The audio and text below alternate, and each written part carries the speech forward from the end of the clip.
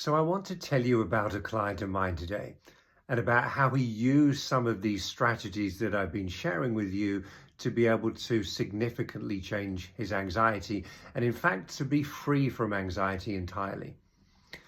So let's call him Simon, shall we? So Simon approached me about a year ago, struggling with anxiety with strong physical symptoms as well, and it would be very debilitating for him. He was self-employed, he ran his own shop, and he'd find himself on a daily basis getting these panic attacks that would seem to come out of nowhere. They would be very overwhelming, they would involve his whole body, he would feel tense, he would shake, his breathing would become dysregulated, all the classic panic attack type symptoms that some of you might experience. Now, one of the first things that we did when we started working together is getting him tuned into his body, something that I've mentioned before: calm the body and the mind will follow. Now, understandably, he'd become a little bit disconnected from his body, and that makes sense. After all, his body was where all these uncomfortable sensations and feelings were coming from, which he just didn't understand. So understandably, to protect himself, his brain had disconnected him even further from his body. So he was very nervous about tuning into his body in any way. But over time, starting with things like body scans, closing his eyes and just simply noticing his body first of all, tuning in to different parts of his body, doing the contact point exercises I've spoken about before, noticing the contact point between your feet and the floor, the chair and your body, and just holding your attention there for a few seconds.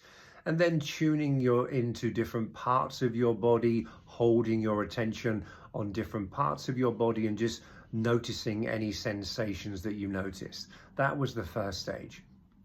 And then we moved on to a little bit of progressive muscular relaxation. So sort of tensing and relaxing different parts of your body to notice the difference in sensation between feeling tense and feeling relaxed, something else I've spoken about on previous videos as well.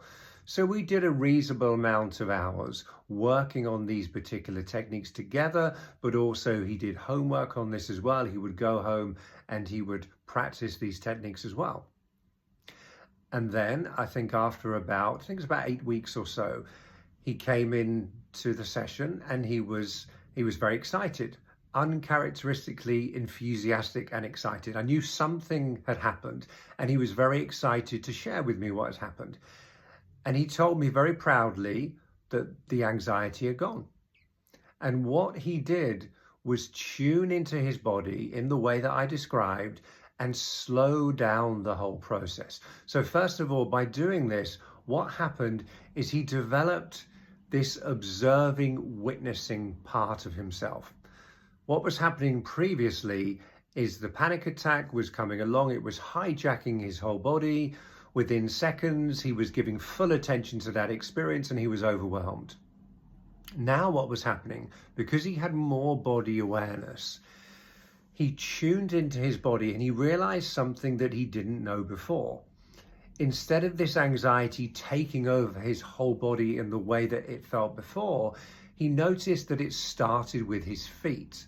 So through stepping back, slowing down, the practice of connecting to his body, he noticed that the first thing that happened is that his feet would tense. Okay, so his toes would clench up and then after that it would whoosh, it would take over his whole body. But it started with his toes. His feet would tense. This is something that he became more aware of through the practice of tuning into his body. And what he did was when his feet tensed up in the way that he described, he just simply relaxed his feet. Now, they didn't stay relaxed for very long, which again doesn't surprise me. So they tensed up again and then he simply relaxed them again. So every time that part of his body, the start of that panic response as it transpired, every time his feet and toes tensed, his toes scrunched up, every time that happened, he just relaxed his feet. And he did that several times. And in the end, the brain got the message. protection is not required, is not necessary in this moment. And the panic attack just simply didn't escalate. So that's just one example of the kind of difference these techniques can make if you practice them regularly. It's very important with all these strategies, you practice them regularly, and attention is everything.